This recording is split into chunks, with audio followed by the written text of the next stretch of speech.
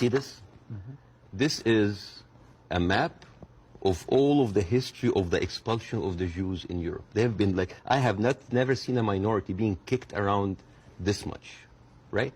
And of course, this comes back to the, the whole idea about the original sin, that you have betrayed Jesus Christ. The blood of Jesus is on your hands. And then comes the 11th century. At that time, Jewish people were not allowed to own land. They were just peasants. Even some of the professions were not even allowed to participate in.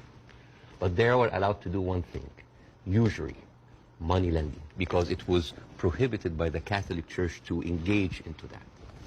So what happens when you work in money? You get richer, right? And those Jews lived in ghettos. Now, ghettos was not just like isolated neighborhoods in cities. Sometimes ghettos were outside the city. This is like how isolated they were. And in those ghettos, they have to pay gold to the mayor or the governor or the prince or the noble. So they would see, you're getting richer. I need more taxes. So they pay tax. What happens when you have a business and they increase your rent? You increase your service, increase the tax. So what happened? The Christians started to default. And suddenly, the image of the greedy Jew was created. Shylock, merchant of Venice. If it will feed nothing else, it will feed my revenge. Like never did I see a creature I can't remember. Never did I saw like a creature that looked like a man so keen and greedy. Confound of a man. English.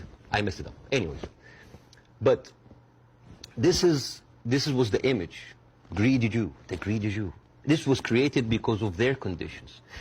And it became worse in 1095, when Pope Urban II called for the first crusade to go and save the birth of Jesus from the unbelievers Muslim.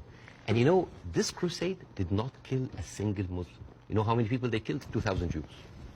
Because it's like, wait, the non-believers are all over there. Why? So they went to it's called the Crusades of the Rhineland.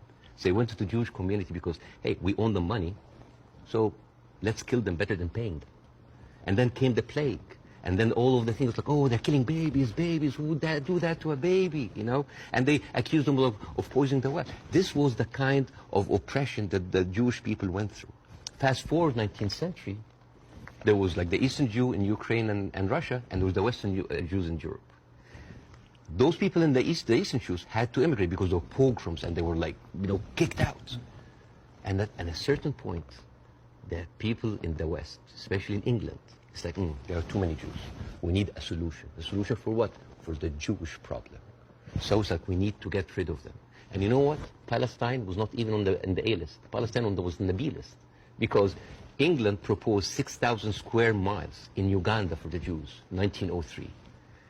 And the reason why Palestine was not on the list, that it was objected by a lot of rabbis that said, like, it's a promised land, but only when the Messiah comes. But there were other options, Argentina, South Africa, Uganda, Madagascar. And eventually, they said, all right, let's do Palestine. So they went to Palestine in 1914. There was 700,000 people living in Palestine, 3% were Jewish. 1917, Balfour Declaration. Arthur Balfour, he called the Jewish people in England that they are alien and hostile race.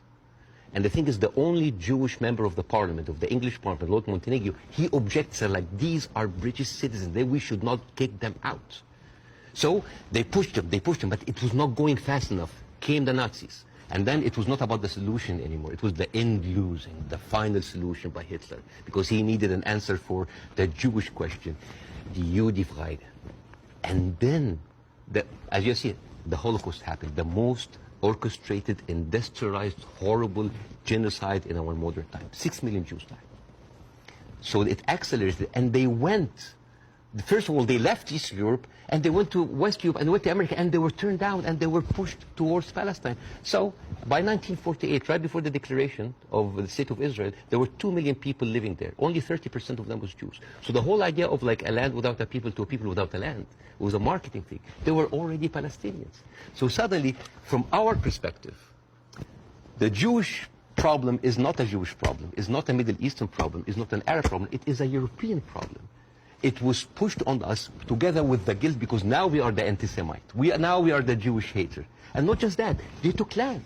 So people look at this like, why are we even, we had a lot of refugees coming in. And during that, there was a lot of, as you know, Zionist militia, the Irgun, the Haganah, all of these people were killing Palestinians. The famous massacres of Deir Yassin. You're talking about the atrocities of October 7th, it's horrible. But in the Arab mind, there is Deir Yassin, where there is an incredible movie called Tantoura, Tantoura, where the Israeli members of those militias, they talk about the atrocities that they did, including opening up the pregnant women bellies and having bets if the boy inside is a boy or a girl. It is one of the most horrific, and they talk about it, some talk about with regret, and some talk about with pleasure. We did that, right? So you have even King David. I think your Prime Minister, Mr. Sunak, was there. And if I was British, I would question this. Because as you know, King David was bombed by the Irgun militias. 91 British soldiers died.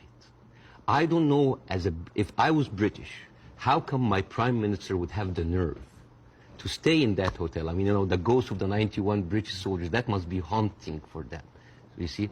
So when you see all of that, and you see that suddenly, overnight, 1948, there were 1.5 million Palestinians, half of them, 3/4 of them were overnight pushed into refugees. Yeah. And this is why it's called the Nakba, the catastrophe. So now we have all of this building up into the minds. And suddenly this was like a conflict, a hate, a problem that we didn't have to do anything with. This was basically pushed on us by the Europeans.